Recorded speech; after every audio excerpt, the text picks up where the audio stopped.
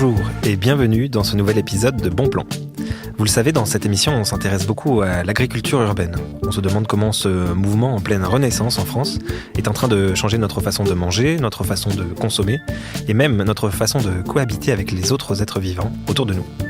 Pour comprendre comment tout ça a commencé, on a eu envie de trouver un point de départ à ce renouveau. Et là, on est arrivé à la bière. Et ouais, la bière.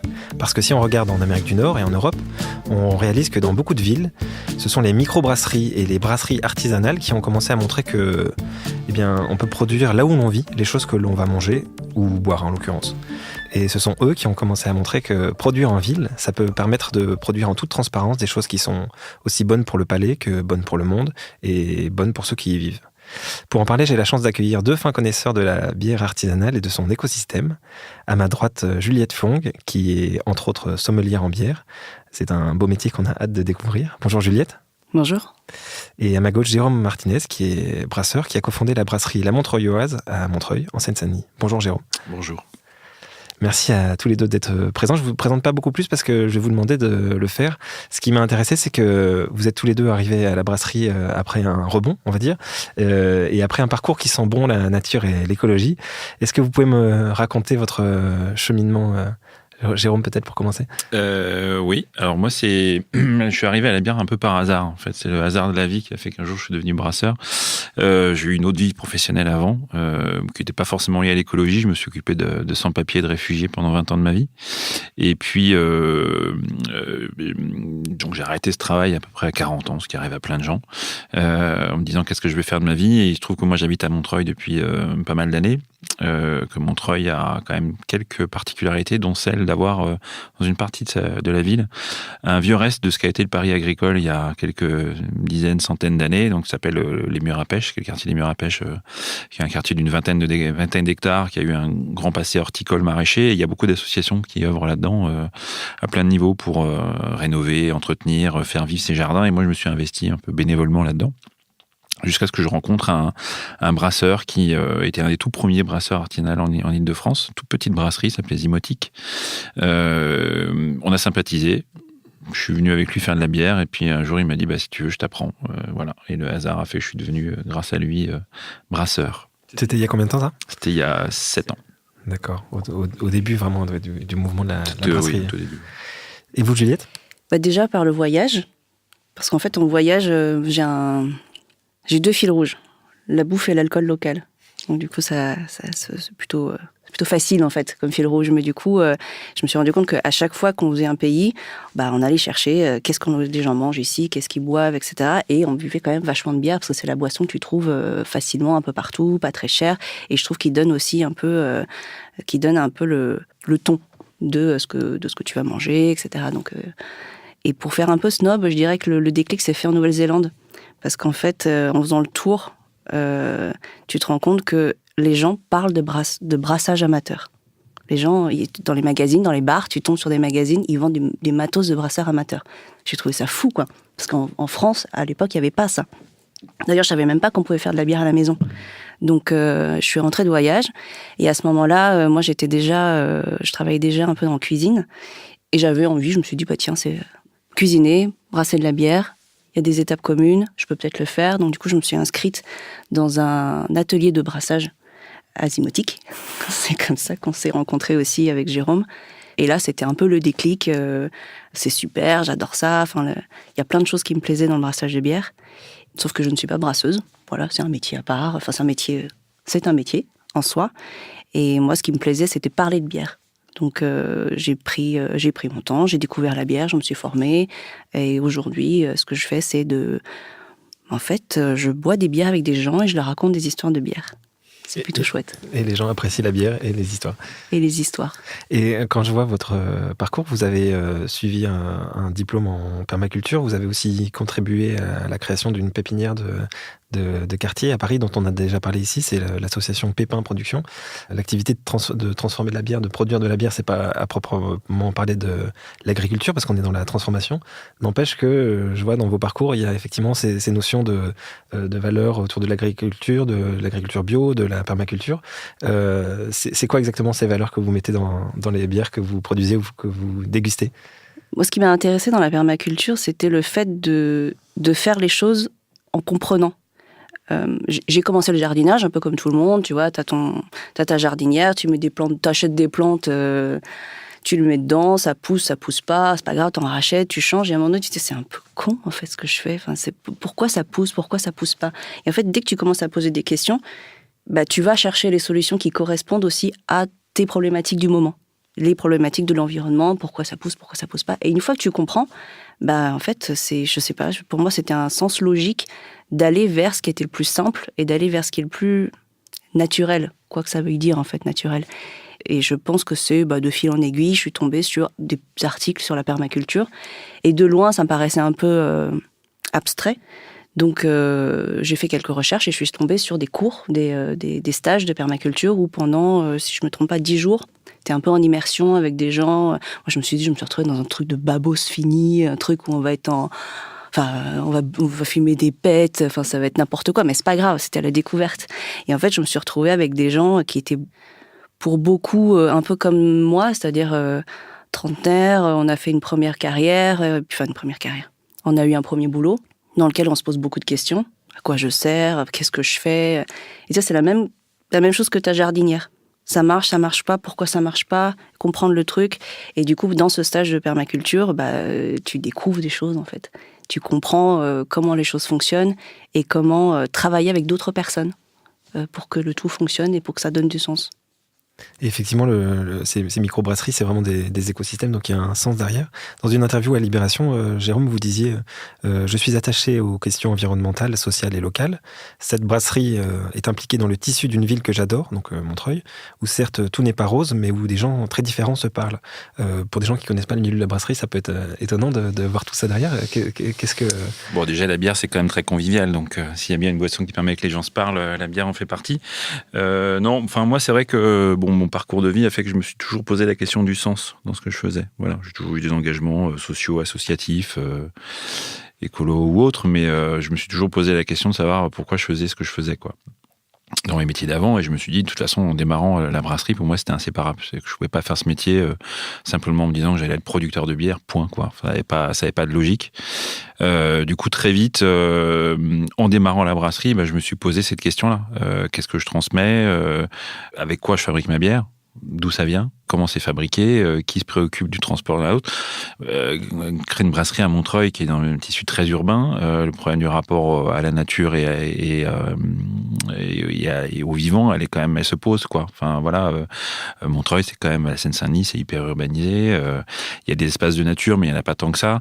Donc faire de la bière en ville, forcément, ça nécessite de se poser des questions et puis d'expliquer aux gens, voilà, d'où ça vient, comment on la fabrique, avec quoi, pourquoi je m'installe là et pas ailleurs, etc. Donc tout ça m'a amené très vite à me poser beaucoup de questions, à rejoindre assez vite d'ailleurs Nature et Progrès. C'est la fédération dans laquelle je suis engagé, la brasserie est labellisée Nature et Progrès. Vous pouvez détailler ce que c'est? Nature et Progrès, c'est le plus vieux mouvement bio en France. Ça a plus de 50 ans.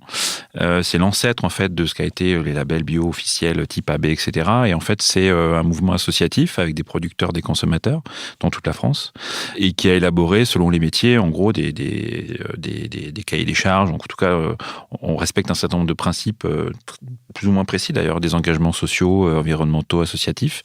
Et dans la fabrication de la bière, il y a un cahier des charges, puisqu'on est maintenant plus d'une quarantaine de brasseries en France en Nature et Progrès. Ce cahier des charges, il insiste énormément sur beaucoup de choses qui, moi, me parlaient beaucoup, qui est d'une part le fait qu'on utilise des matières qui soient bio à 100%, ça c'est le minimum, et il y a une dimension locale qui est très importante, c'est-à-dire de faire venir au plus court, en gros, les matières, en l'occurrence les maltes, les houblons, etc. Produire le plus sainement et le plus naturellement, et même diffuser en fait nos bières le plus simplement et le plus directement, donc le moins d'intermédiaires possible, etc. Donc c'est un ensemble de choses qui moi me parlaient beaucoup parce que je trouvais ça cohérent. Enfin, essayer de savoir d'où viennent les matières que j'utilise alors que moi je suis à Montreuil et que du coup évidemment le malt, l'orge pousse pas là, voilà, le houblon on en parlera. Et vous avez fait comment justement je me suis posé la question de savoir d'où ça venait. où je pouvais en trouver. Est-ce qu'il y avait des exemples ailleurs de filières comme ça qui émergeaient? Il se trouve que depuis 5-6 ans, les choses ont beaucoup bougé sur cette question-là parce qu'il y a notamment au niveau des maltes, il y a des micro-malteries en France qui sont apparues dans pas mal de régions. En France, en Île-de-France, on est loin encore. Petite parenthèse pour ceux qui le savent pas, vous pouvez détailler ce que c'est que le malt? Alors le malt, en fait, c'est des céréales, donc principalement de l'orge qu'on utilise en brasserie, mais on utilise d'autres céréales qu'on fait germer. Donc c'est le malteur qui fait ça, c'est un métier vraiment très spécifique. On fait une germination contrôlée du grain et on le fait sécher de différentes manières, plus ou moins grillé, plus ou moins torréfié. C'est ce qui fait notamment la couleur des bières, mais pas seulement. Et en fait, cette germination, elle sert à, je vais faire un petit cours de chimie, à faire fabriquer dans le grain des éléments qui nous seront nécessaires pour fabriquer la bière. Donc en gros, on va faire travailler des enzymes qui vont transformer l'amidon d'un grain germé pour faire du sucre. Voilà, j'espère avoir expliqué le plus clairement possible la base. Donc voilà, on a besoin d'avoir des producteurs de céréales qui font des choses intéressantes et les plus saines et les plus diversifiées possibles. Et on a besoin de malteurs, donc de gens qui font ce métier de transformation. Donc jusqu'à présent, jusqu'à il y a une dizaine d'années, c'était quand même essentiellement, c'est encore le cas aujourd'hui, des malteries industrielles qui font ça. Il y en a quelques-unes très grosses et en France, on est des gros producteurs de malt. Et puis, ils sont apparus dans un certain nombre de régions, souvent à l'initiative de brasseries, des filières locales, de gens qui se disaient j'ai un céréalier qui est à côté de chez moi qui fait de l'orge bio, je comprends pas pourquoi pour le malter il faut l'envoyer à 1000 km pour qu'il revienne jusqu'à moi. Donc ils ont créé des outils, des malteries locales. Voilà, il y en a je crois 6 aujourd'hui en France, il y a plein de projets qui sont apparus. Moi quand j'ai commencé, ce qui est encore le cas en fait, comme beaucoup de brasseurs, j'allais me fournir chez des malteries industrielles parce que c'était les seuls auxquels je pouvais accéder. Il n'y a pas aujourd'hui de malterie en Île-de-France, mais on est quelques brasseurs à se dire, voilà, il faut créer les liens pour que finalement on arrive à convaincre des céréaliers de se dire on va créer cette filière locale. Voilà. C'était ma manière en fait de me dire je vais me réapproprier en fait ce que j'utilise pour faire ma bière. Savoir qui le fait pousser, qui le transforme, qui vit derrière tout ça. Est-ce que c'est des gros trusts industriels ou c'est des artisans? Voilà, c'est ce genre de questions que moi je me suis amené à me poser dans ma pratique parce que je trouvais que c'était cohérent en termes environnementaux, en termes social, en termes de tout bêtement de savoir si ce que j'utilise a fait 3000 km avant d'arriver dans ma cuve ou c'est une filière très courte qui va faire qu'à 30 bornes d'ici, on va pouvoir trouver des céréaliers. Parce qu'en réalité, ce qu'on oublie quand même, c'est que la majorité des terres en Île-de-France sont des terres agricoles. Donc faire produire des céréales bio pour faire la brasserie, produire du houblon, on peut tout à fait le faire localement. Voilà, et c'est ça qui m'a moins intéressé aussi dans la démarche que je pouvais avoir. C'est ça qui est enthousiasmant, je trouve, dans ce mouvement. C'est parce qu'il y a des gens qui créent des microbrasseries que derrière, il y a plein d'autres métiers, plein d'autres filières qui peuvent se créer. Ce qu'il faut se rappeler quand même, juste précis, c'est que ces filières-là, elles existaient. Il y a 50, 60 ans, on avait tout ce qu'il fallait en Île-de-France et il y avait énormément de brasseries qui utilisaient des matières premières qui venaient pas de très très loin. On réinvente quelque chose qui a déjà existé. Tout ça a disparu, effectivement. Il y a eu dans les maltes, dans tous les producteurs de la filière de la bière, une industrialisation importante. Et on revient effectivement aujourd'hui à ça. Donc pour moi, c'est hyper enthousiasmant parce que ça pose plein de rapports à la production, à la consommation. Voilà. Mais tout ça, c'est un chemin. Est-ce qu'aujourd'hui, la bière à la Montreuilloise, elle est arrivée quand même à un niveau de localité, si on peut le dire, qui vous satisfait, ou est-ce qu'il y a encore du boulot? Non, en Île-de-France, il y a énormément de travail encore aujourd'hui. On parlera peut-être du houblon après, mais sur le malt, si je termine là-dessus, il y a quand même un paysage en Île-de-France qui est un peu particulier, c'est que la production de céréales en bio, elle est très proche du zéro. Les gros céréaliers en Île-de-France, ils font pas du bio. Donc, arriver à convaincre des céréaliers de passer en bio et encore derrière les intéresser pour créer un outil de maltage, ça va prendre du temps. Voilà, il y a une malterie qui vient de se créer en Normandie, donc on n'est pas très très loin, on se rapproche. Il y a des projets, moi je travaille avec un certain nombre de filières bio pour se poser la question effectivement d'aller vers ça, mais ça va prendre encore pas mal d'années, ouais. D'accord. Il y a une autre chose qui est enthousiasmante dans ce mouvement, je trouve, c'est quelque chose qu'a notamment montré la zytologue, donc la spécialiste de la bière Elisabeth Pierre, c'est que dans les nouvelles brasseries, on trouve beaucoup de brasseuses, alors que c'était un métier qui excluait pas mal les femmes ces dernières années. Or, en fait, le métier de brasseur ou de brasseuse, ça a longtemps été un métier féminin. Il y a un livre qui a été publié en 2018 aux États-Unis qui s'appelle Brasser comme un Yeti, brasserie, et il y a tout un chapitre qui est consacré à l'histoire féminine de la brasserie, et l'auteur montre que depuis les premiers livres qui ont été retrouvés, on trouve des mentions de femmes qui brassent, et c'est un métier qui a été très féminin jusqu'à ce qui était une tâche ménagère ou très locale devienne une entreprise vraiment commerciale rentable à grande échelle.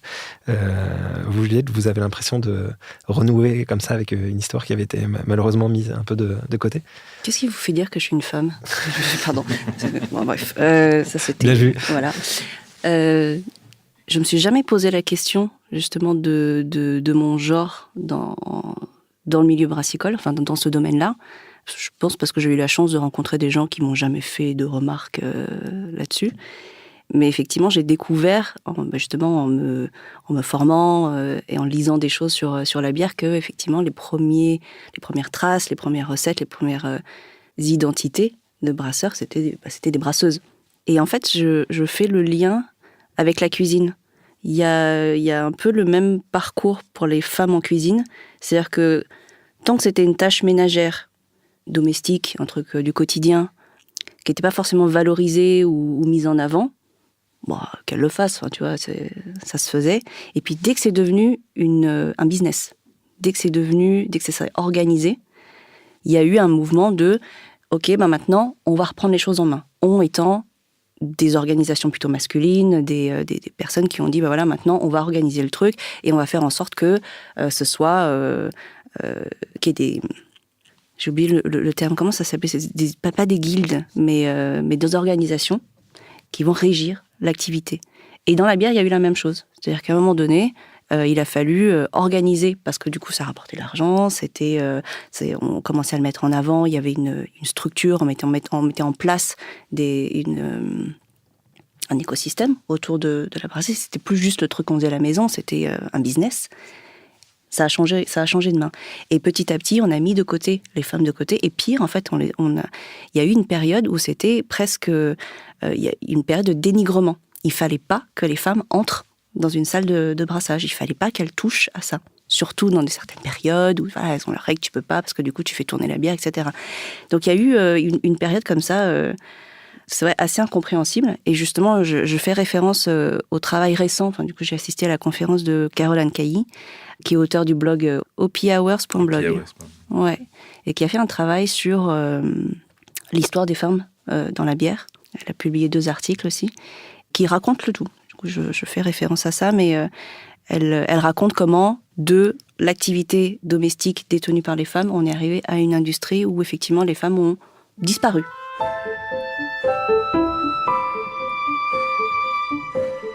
Et aujourd'hui, les femmes reviennent, on va dire. En fait, elles ont toujours été là. Oui. Elles ont toujours été là, c'est juste qu'on leur a pas donné, il n'y avait pas eu cette mise en avant, il n'y a pas eu de mise en valeur. Et justement, en parallèle, ce dénigrement qui fait qu'on les a sortis de ce rôle-là. On les a dépossédés de leur métier, d'une identité et d'une visibilité.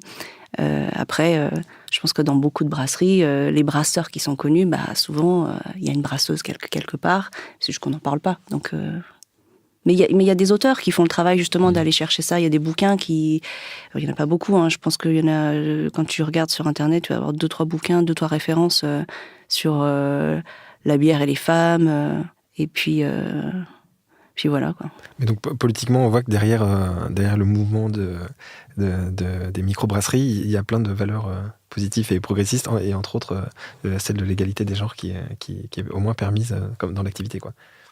Oui, après, on est quand même en lutte contre des stéréotypes qui sont terribles, hein. Enfin, je veux dire, la bière, ça a quand même une image que je trouve un peu idiote, mais c'est vrai que le triptyque bière, food, pizza, il marche encore bien, quoi.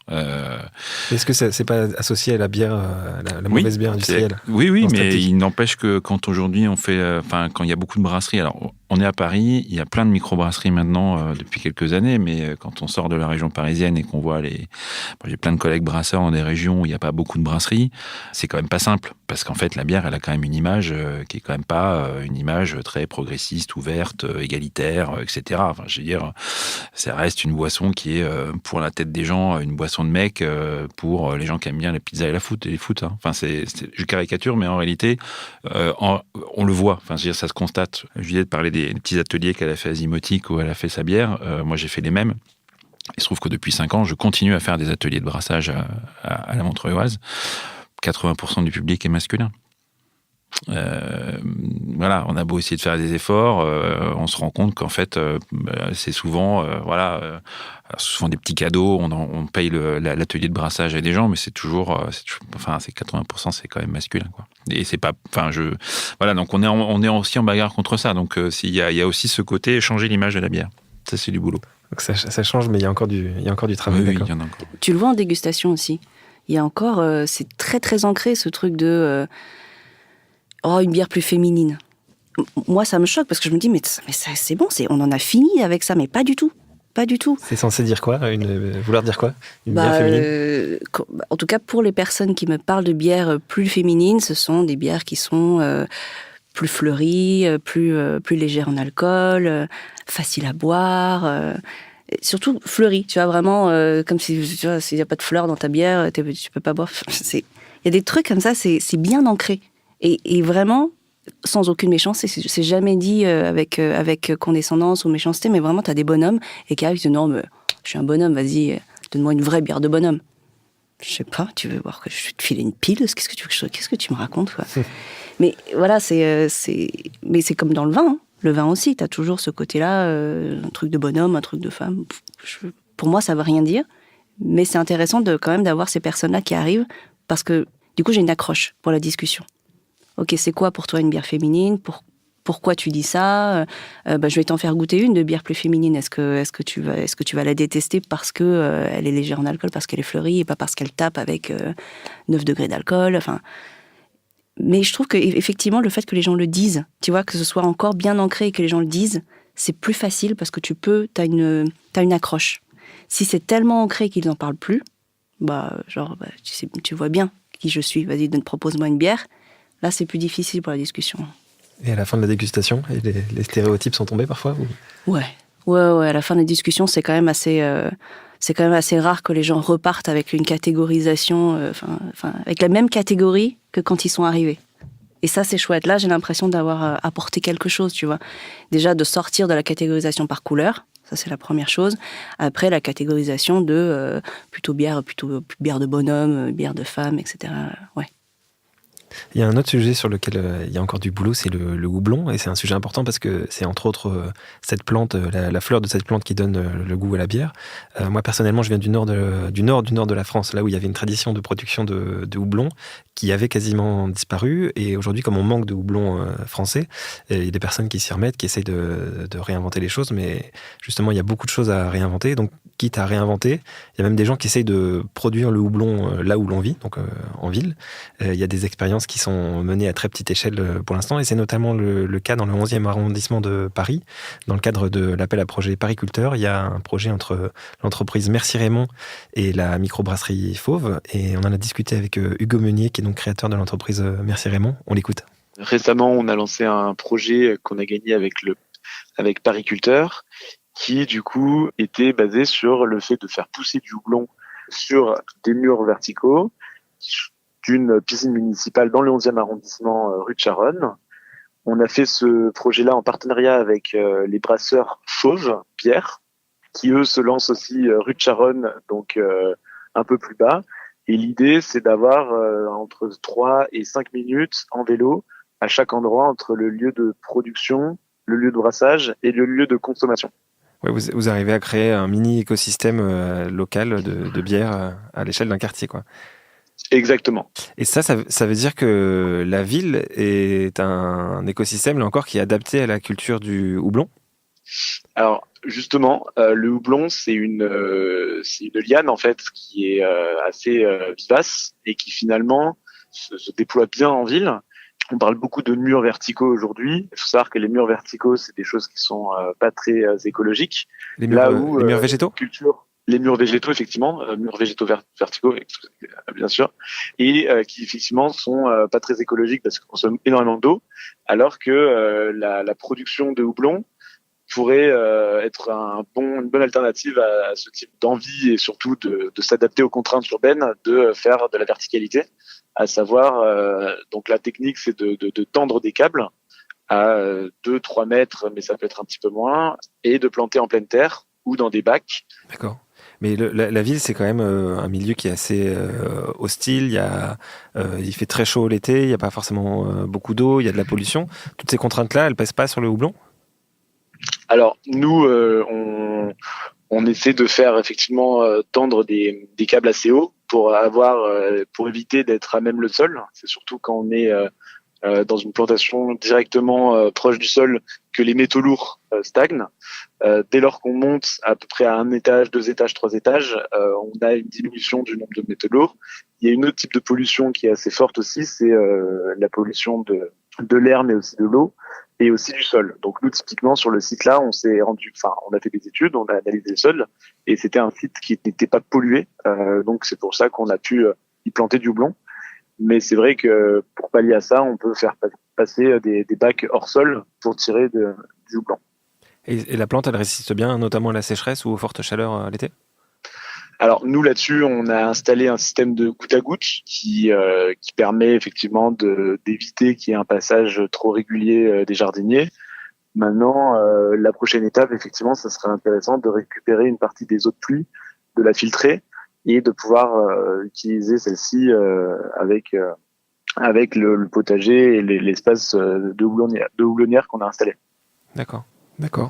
Et est-ce que tu peux m'expliquer vraiment de A à Z pour quelqu'un qui se dit tiens, moi j'ai un mur dans mon jardin ou j'ai un mur dans mon immeuble où on pourrait cultiver du houblon mais je sais pas le faire. Comment on fait de A à Z? Comment on trouve les plants? Comment on trouve alors les graines? Comment on plante? Quels sont les besoins éventuels de la plante? Comment on fait pour qu'elle grimpe, etc. Voilà. Est-ce que tu peux m'expliquer de A à Z comment on fait? Ouais, alors le houblon c'est quelque chose qui est assez qui est très tenace, hein, donc c'est quelque chose qui finalement va très rapidement grandir. Par contre, il faut pour ça qu'il ait un espace suffisamment important en termes de terreau. Donc, il va falloir une jardinière assez importante, ou du moins le faire en pleine terre dans un endroit où le système racinaire pourra bien se déployer. Et ensuite, ça va monter. Donc, c'est là l'importance de tirer des câbles et de pouvoir avoir un espace qui soit suffisamment haut. Donc c'est là où effectivement en ville on a des bâtiments, donc on peut s'appuyer sur ces bâtiments-là.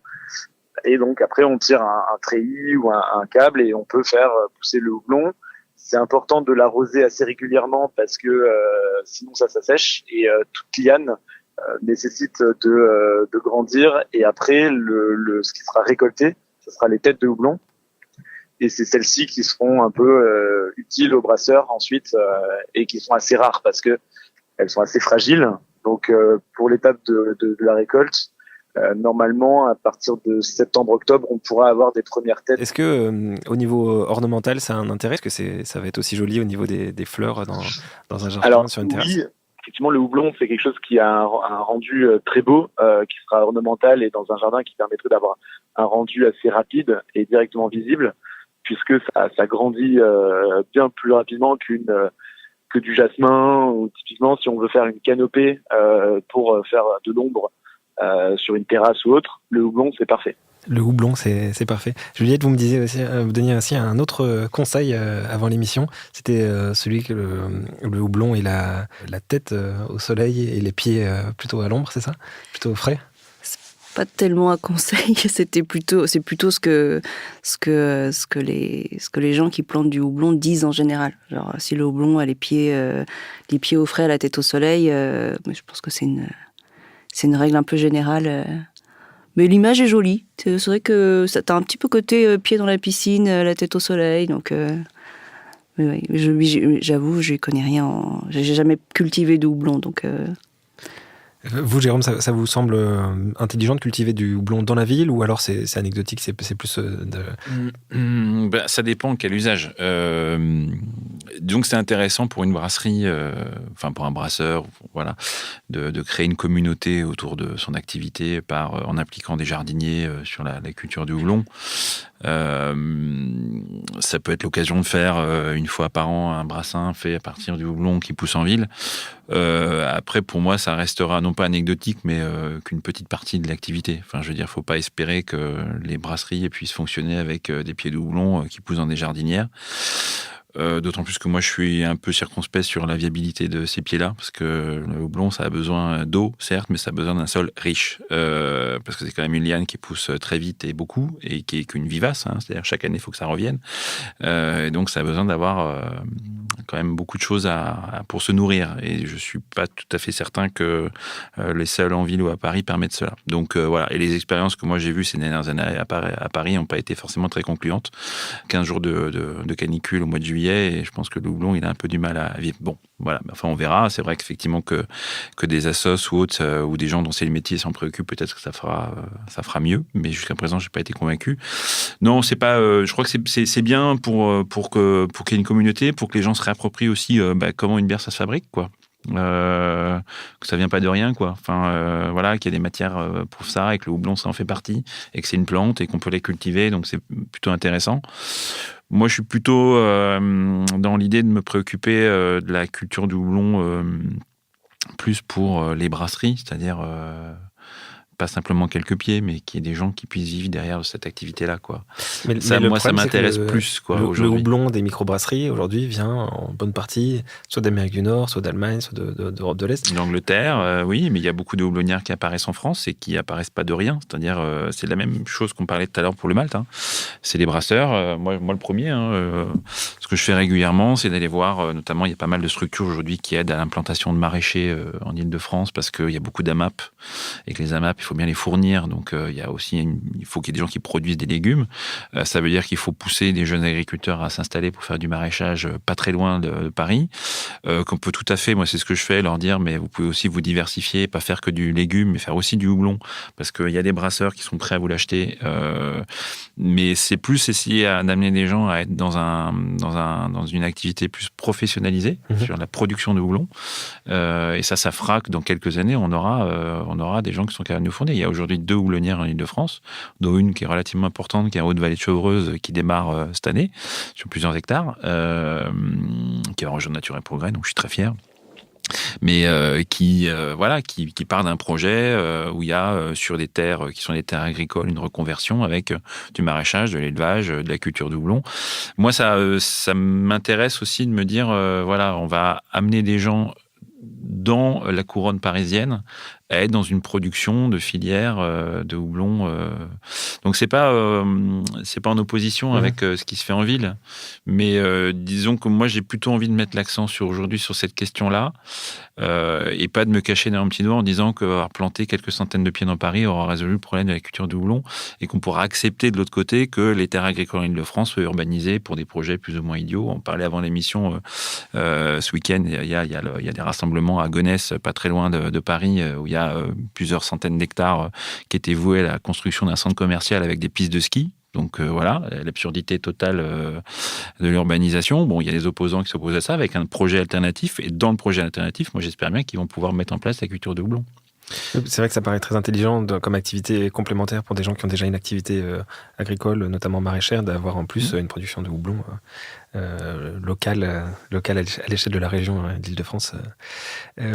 Si je me place dans la position d'une personne qui nous écoute et qui veut soit boire de la bière, soit produire sa bière, soit carrément aller jusqu'à cultiver du houblon ou même des céréales qu'il voudra transformer en malt, quels sont les conseils que vous voulez donner pour, en gros, tous les gens qui veulent suivre le chemin de la bière locale, comme vous le faites? Le chemin de la bière locale, bon, des brasseries, il y en a partout. Hein. Puis des bars à bière et des caves à bière à Paris, il y en a à peu près tous les 4 rues maintenant. Donc je pense que passer à côté, c'est un peu... Mais si on veut se lancer dans le brassage, c'est relativement simple aujourd'hui, parce que du matériel, on en trouve très facilement. Puis il n'y a pas besoin de grand-chose en réalité pour faire de la bière. Un fermenteur, ça coûte à peu près une dizaine d'euros. On trouve d'occasion des belles dames Jeanne, qui sont ces grandes bonbonnes en verre aujourd'hui, qui peuvent tout à fait servir de fermenteur. Le malt et le houblon, le malt, ça s'achète. Ça sert à quoi ? Ça sert à faire fermenter tout simplement le mou sucré qu'on a produit avec des levures. Il y a plein de bouquins, il y a plein de forums qui permettent aujourd'hui de se lancer dans le brassage. Je pense que la meilleure manière de se mettre là-dedans, c'est de se lancer, quoi. Au pire, c'est pas bon, c'est pas grave. Puis on recommence. Puis voilà, c'est comme si on s'amuse à faire son fromage ou son yaourt chez soi. C'est à peu près du même ordre aujourd'hui. Donc voilà, je pense qu'il pour se lancer dans la bière locale, en tout cas pour produire sa propre bière, il y a plein de manières de faire aujourd'hui qui sont relativement simples et c'est assez rigolo. Puis en pratiquant un peu, on arrive à faire des choses qui sont plutôt pas mal quand on brasse en amateur. Et vous conseillez plutôt d'acheter un mélange maltais déjà tout fait pour la bière ou carrément d'essayer de faire Du tout grain. Ouais, il faut prendre du grain parce que c'est vrai qu'on peut acheter tout un tas d'extraits ou de mélanges déjà faits. Ça peut être bien quand on n'a pas envie de s'opposer, de se poser toutes les questions tout de suite. Mais l'intérêt de la fabrication de la bière, c'est quand même toute la diversité aromatique qu'on peut construire, inventer. Juliette peut en parler pendant des heures, mais c'est vrai qu'entre les maltes, les houblons, les levures, la manière de brasser, tout ce qu'on peut y ajouter à l'intérieur, c'est quasiment infini. Donc il vaut mieux se lancer là-dedans parce que c'est un peu tout l'intérêt, je trouve, de la bière. C'est comment, on se fabrique la bière avec les goûts qu'on a envie d'avoir, comment on arrive à se plonger dans un univers qui est quasiment sans limite du nombre de choses qu'on peut faire dans la bière aujourd'hui. Il y a des kits aussi. Il y a les kits qui sont tout faits où tu as un petit fût avec la bonne quantité de malt, la bonne quantité de houblon. Et moi, je suis assez pour le tout grain quand même, de repartir des ingrédients, de savoir à quoi ça ressemble au début, ce que ça sente, ce que ça goûte. Enfin, faire, c'est aussi expérimenter, goûter le truc, quoi. Goûter le produit, c'est comme en cuisine. J'avais essayé le kit, effectivement, mais donc c'était déjà très intéressant de comprendre un peu comment ça marche, mais c'est vrai qu'on part d'un mélange dans les petites boîtes noires, là, je vais pas donner la marque. C'était les extraits. Ouais. Et donc voilà, on ne va pas forcément totalement jusqu'au bout de la logique, on part pas du grain, mais justement, comment on fait pour partir du grain? Où est-ce qu'on l'achète? Justement, il y a des, alors, je sais pas si on peut faire des pubs, même la pub, mais t'as les beemakers, tu couperas s'il faut pas faire de pub. C'est intéressant de mettre des noms, après les gens choisiront. Il y a les beemakers qui proposent un kit dans lequel tu as déjà le malt concassé, donc déjà préparé, prêt pour l'empâtage, donc pour la partie cuisson, on va dire. Il y a le houblon, il y a tout ce qu'il faut, en fait. C'est un petit kit, c'est accessible, c'est pas très très cher, et c'est ce que disait Jérôme, en fait. Tu t'achètes le truc, tu testes, si c'est pas bon, c'est pas grave, tu recommences, et jusqu'à ce que ça te plaise, quoi. C'est un peu comme tout. Et si tu le fais et que même si tu as foiré ta bière, si tu as aimé le faire, tu le referas. Tu vois, c'est comme, chacun y trouve chacun trouve le truc qui lui plaît. Mais tu vois, par exemple, il y a des gens, ce qu'ils adorent, c'est l'odeur pendant l'empâtage, parce que c'est vrai que ça sent les céréales, c'est un peu sucré, c'est agréable. Goûter le mou aussi, quand il est pas prêt, c'est pas encore une bière, mais du coup c'est un jus sucré, et tout ça en fait ça participe à l'expérience, ça participe à l'apprentissage, quoi. Donc il y a les kits, effectivement, si tu veux brasser à la maison, démarrer simplement en tout grain. Et après, moi je trouve que ce qui est chouette, c'est aussi de discuter avec les gens qui sont dans la bière. Donc ce que disait Jérôme, effectivement les caves. Déjà, parce que les brasseries ne sont pas toujours accessibles, et puis les brasseurs ne sont pas toujours là à attendre que tu passes pour discuter avec toi. Mais les cavistes, les restaurateurs, t'en as beaucoup qui veulent proposer des bières de qualité, des bières locales. Et pour peu que tu leur demandes, mais pourquoi tu as choisi telle et telle bière, tu peux ouvrir la porte à vraiment des discussions sans fin. Et j'ai deux ou trois cavistes en tête comme ça, avec qui tu peux passer une après-midi. Parce qu'ils sont passionnés, parce qu'ils savent exactement pourquoi ils choisissent telle et telle bière, pourquoi ils n'en choisissent pas d'autres. Et sans dénigrer, ils vont te donner leur cahier des charges. Et à partir de là, tu vas apprendre des trucs. Et effectivement, après, tu as les festivals aussi. Les festivals où tu peux rencontrer les brasseurs. Donc le conseil, c'est d'aller en début de festival, parce qu'après, les brasseurs, ils sont cassés, quoi. Ils sont rincés. Tu as passé 2 jours à hurler parce que l'endroit est bruyant. Tu sais mieux que moi, Jérôme. Mais ouais, sur les festivals, moi, je vais toujours le premier jour de préférence, parce qu'après, de toute façon, ils sont à faune, ils sont crevés, ils sont bourrés, j'en sais rien, ça dépend des gens, mais ça dépend des gens. Mais voilà, c'est de discuter avec les gens qui le font, et les ateliers de dégustation aussi. Ça, c'est pas mal, parce que du coup, on va te faire découvrir des goûts que tu vas pas aller chercher. Et ça aussi, c'est intéressant. C'est de dire, toi, spontanément, tu vas choisir tel et tel type de bière parce que ça te plaît, ou tu vas dire à ton caviste, moi, j'aime bien plutôt ça, et il va te proposer d'autres choses de similaires ou de complémentaires. Mais en dégustation, t'as pas le choix. En dégustation, on va te dire, on va goûter ça, et puis on va apprendre à mettre des mots dessus. Et ça, c'est intéressant, parce qu'une fois que tu auras mis des mots sur ce que tu aimes, ce que tu n'aimes pas, du coup, tu as développé ta palette de saveurs, tu as développé ton vocabulaire aussi. Donc, voilà. Ok, plein de super conseils. Je vais vous demander encore un dernier conseil avant de terminer cette émission, c'est de nous conseiller soit un livre, soit un film, un documentaire, ce que vous voulez. En tout cas, une œuvre qui vous parle et qui peut inspirer les personnes qui nous ont écoutés aujourd'hui. Bon, en fait, j'en ai un, mais du coup, avec nos discussions, j'en avais un deuxième, mais bon, c'est pas grave. Non, j'ai amené un petit livre que moi, j'aime beaucoup. C'est un livre d'un auteur américain qui s'appelle Tom Robbins, qui a écrit un livre qui s'appelle B comme bière, la bière expliquée aux grands enfants, qui est un livre assez rigolo, parce qu'en fait, c'est un conte de fées sur la bière, un conte de fées pour les adultes, qui est assez rigolo, parce que du coup, ça amène à comprendre un peu comment on fait une bière, toute la diversité, à partir d'un récit, en fait, qui est écrit comme un conte de fées. Donc, c'est assez drôle. Voilà, je vous conseille. Tom Robbins, B comme bière, et c'est chez Gallmeister, qui est une petite maison d'édition. Et l'autre, je pense, bouquin intéressant, mais là, c'est plus quand on a envie de commencer à brasser et qu'on se préoccupe vraiment de ces questions. Moi, c'est un bouquin qui m'a beaucoup aidé quand j'ai commencé à brasser. C'est pas un livre qui apprend comment faire de la bière, vraiment pas.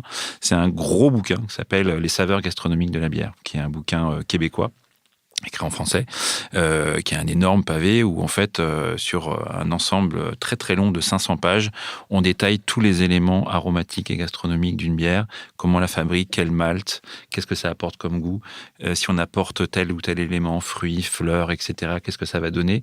Ça se lit par petits bouts, mais moi, ça m'a, en gros, convaincu qu'il y avait une diversité quasiment infinie des bières et que c'était une diversité aromatique qui était sans fin. Et voilà, moi j'aime bien le temps de feuilleter parce que je trouve des trucs là-dedans assez passionnants sur les arômes, comment on les associe et comment voilà tout ce panel-là, toute cette panoplie-là, elle peut se retrouver dans une boisson. Alors je viens juste de retrouver la référence. Moi, il y a un bouquin qui m'a beaucoup marqué, enfin que j'ai beaucoup relu plutôt, qui s'appelle Tasting Beer de Randy Mosher. Donc, je crois qu'il est en anglais, je suis pas sûre qu'il soit traduit, je sais plus. Mais ce que j'ai bien aimé dans ce bouquin, c'est qu'il est assez exhaustif sur le vocabulaire que tu peux trouver pour parler de bière. Celui-là, j'avais bien aimé. Il m'avait vraiment fait découvrir en plus. C'est américain, c'est un auteur américain, donc du coup, c'est quand même un contexte. Un des papes de la bière, quand même. Ouais, c'est ça. Plein de bouquins passionnants, Randy Mosher. Du coup, tu as des références qui sont plutôt, du coup, qu'on trouve pas toujours à Paris, mais qui ouvre un peu les possibilités, quoi. Il explique bien les styles. Voilà. Je dirais que tu commences pas vraiment par celui-là, en fait, quand tu t'intéresses à la bière, mais c'est celui-là qui m'a vraiment marqué. Et j'ai une dernière référence qui est... Officiellement, c'est une, mais faisons une exception. Ouais, tu choisiras comme ça, c'est pas grave. C'est Food Wars, qui est un manga, un dessin animé, sur la cuisine. Qui, pareil, alors, on va passer le côté des personnages avec des gros boobs, des personnages féminins complètement insipides, mais le fond, c'est des gens qui cuisinent. Et ce qui est assez rigolo, c'est qu'ils expliquent très très bien le détail des recettes et pourquoi ils font les choses comme ça. Ils expliquent le processus de fabrication et du coup, tu comprends.